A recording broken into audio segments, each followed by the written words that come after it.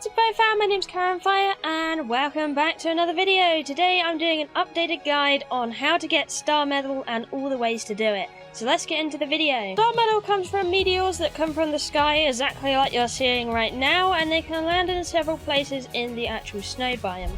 They will only land though in the western side of the snow biome. They do not land in the eastern section. So if you do want to go for them, I can show you a few locations, and the best locations I actually use to get my star metal. But do bear in mind that these come as an occurrence. They are not always there, so they are not always that common. But if you do spend enough time here, it will probably increase the chance of them spawning around, so you can get some good star metal nodes. Now, have you noticed with these meteorites, you can't actually farm them with the crust still on. It will not give you anything. So there are several ways to combat this. You actually need to explode the shell off of this thing. This can be achieved by using explosives such as the explosive jar, exploding trap, explosive arrow, demon fire orb, and so on. So you get the gist, you need a big boom. The by far easiest technique here if you're early on is to actually use the orb technique, which is the old traditional way to do it. So with this you need either to apply oil first to the actual meteorite, so get it nice and lubricated. Bam, there you go. And then what you want to do is throw a demon fire orb at it. Oh, there we go, it's exploding, and now it's going to cook off the crust. You want to make sure the fire is right on top of the actual meteorite, and what we're looking for is cracks in the crust, and then it will eventually crumble. So as you saw there, some meteorites actually can take more orbs and some cannot. Sometimes the meteorites can bug out a little bit, so the crust might not remove itself, but with this one it only took one oil and one demon fire orb to actually crack the shell off. And you can see it's clearly out of its shell. Now there's another orb way you can do it. You don't have to use the oil way. You can use something way more pretty looking. You can add a gas orb on top. Boom. And then you can do something that's really exciting. Use a fire orb on that from a distance, may I say. Because boom! It will immediately come off. And again, there I used one gas orb and one demon fire orb. And immediately the shell was cracked. The other technique is to get something called an explosive arrow, and what you'll want to do is literally just aim it. Boom. Crack it at it. That one didn't crack with that one, so we'll do another one. Boom. There you go. 2 of those arrows cracked my shell. It might take you more than 2, or it might take you less than 2. But just bring in about 10 with you and you should be pretty well set anyway. So there we go, another crack off. A quick note to add on with the actual explosive arrows, make sure you have them charged before you shoot them, because that will do, there you go, just shut off straight away. So make sure you charge them, don't shoot them out charged. And then finally I'll show you one of the more, I would say, expensive alternatives, because you will normally need a foundation for this unless you get lucky, like here. Then what you're going to want to do is equip your arrow and then stand back a bit and shoot the jar. Boom. There goes the shell.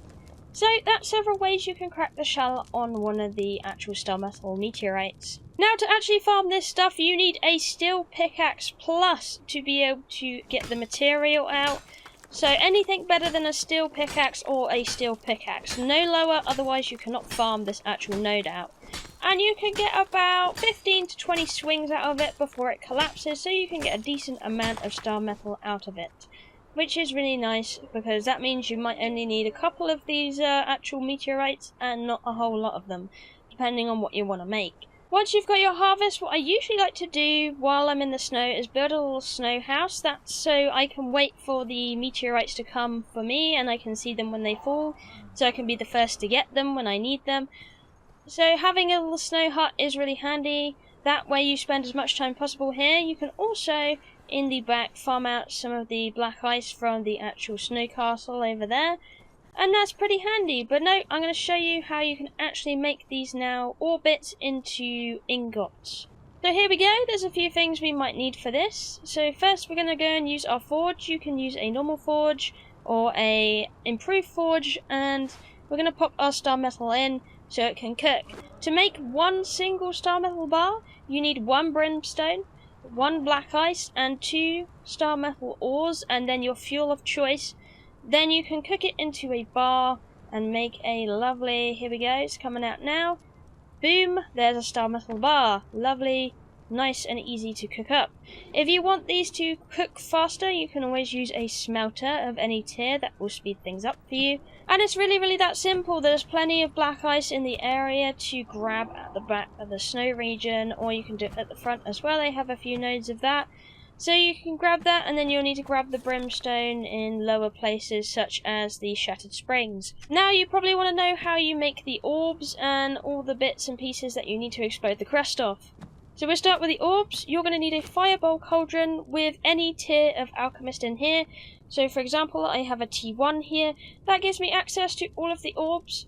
Or you can actually just farm and kill thralls to grab these orbs as well, because you can drop plenty of those anyway. Pretty much if you want to craft them on the go, you need a actual alchemist in here.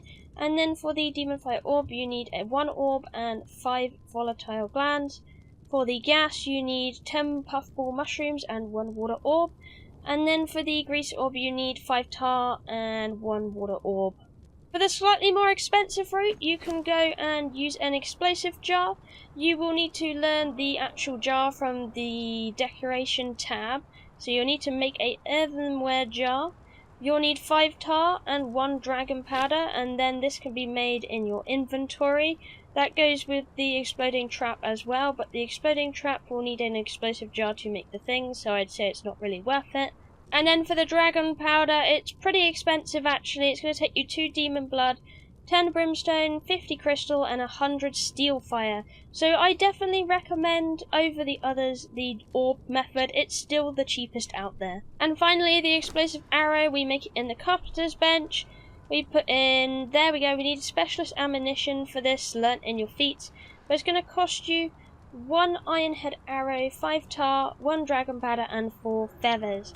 And then if we craft that up, it's going to give us the amount of 10 explosive arrows. So that is also kind of handy to use, and it's really good with these actual explosive arrows as well, because you can really pinpoint it on there, whereas with the orbs, it's you have to aim pretty good with your right mouse click, or whatever is the click for the orb to explode on impact. I'm going to show you all the locations of where I find the meteorites like to land the most, and my first one I'm actually starting with is my actual favourite location on the frozen slopes. It's my favourite because the actual meteorites are the most visible on this location, and it has the most widespread area, and to me it feels like it's the most common area they actually drop down on. As you can see, there is quite a few that you can see right now. They actually give off a little smoking effect, as you can see on this one right here. So you can find them pretty easily with that smoke effect on this big white canvas of snow. And you can find this location right here on the map, the frozen slopes, right in the north there, you can see. Not only that though, just below the frozen slopes as well, they can land on the bottom section as well. You can see plenty of them around, all landing in these little locations. They do have a chance, and then they can even attach to the bits of cliff. So you see all these bits of cliff here, you can get the meteorites on them as well. So this is a perfect example. If you ever get one like this, you explode the shell off it, and then you farm it from this direction down with a pickaxe. But if that's too risky for you, get a foundation and put it underneath the ore, and that will be safe enough for you as well to land on when you have finished farming the entire node. You can also find star metal, I would say a little less commonly on this side of the map. So on each side of the frozen river, the islet lake, you can find on the top of these little bits here, you can see these little outcrops of rock, that sometimes the meteors will land on these kind of areas. So we see one here right now. It is a little less common, but they do appear here now and again. So for reference, right here on the map piece, just on these outskirt bits here, do not go any further in because you most likely will not find them in that kind of area zone. And then again, right opposite that, on the other side of the islet lake, there is a bit of cliff that they can also attach themselves to. So we have one over here right now.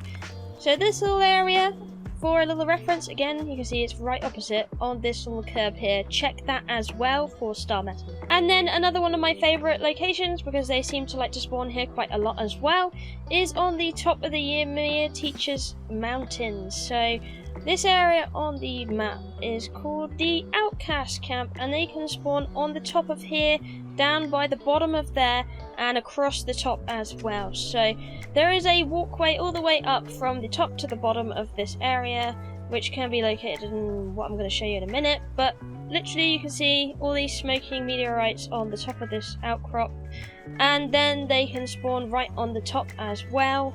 And then also these star metal nodes can also spawn along this cliff attached to the cliff wall. You can see one right there right now, just smoking away there. You will have to jump on that one to get it, or you need to put a foundation down. And then you can see we're on the pathway right now that leads up and down, but they can also be right on the bottom as well. So right here by the circle foundation that you probably won't have on your map unless someone's built there. And then also they can spawn down in the meadow bit just below. So we got a couple of nodes here. So do check these cliff areas, do check the cliff edge, because you might just see your little nodes that you might be missing. And again, you can see on the right here, there's another two just attached to there. So they do stay pretty well hidden, but keep an eye out. You might just find yourself a star metal node. And to double check the map from where I was before, you can see just down on this outcrop here, up there you go. There's another location. Then my final location, which is actually quite easy for you to approach when you don't have much cold gear on, and it'll probably be the best location you can look at when you don't have that protection, is this area. When you just look up from Stargazer's Crest, you can see that star metal also spawns here. We have 3 nodes right there and 2 on the top. You can see the smoke pillars right there. So this location is just across from the other, you can see right here, and it can be accessed all the way from the pathway up from the Stargazer's Crest area. So you can just go up and then up the path and check out those meteorites. That is pretty much all the locations I have to share with you right now, and I'll tell you my favourites. Just to recap, my favourites are the Frozen Slopes and the top of the Outcast Camp area. Those are my 2 favourite areas to actually farm star metal. But anyway, that's pretty much all you need to know about star metal and farming it and obtaining it. Thank you for watching, I love you, and I'll see you in the next one. Bye bye!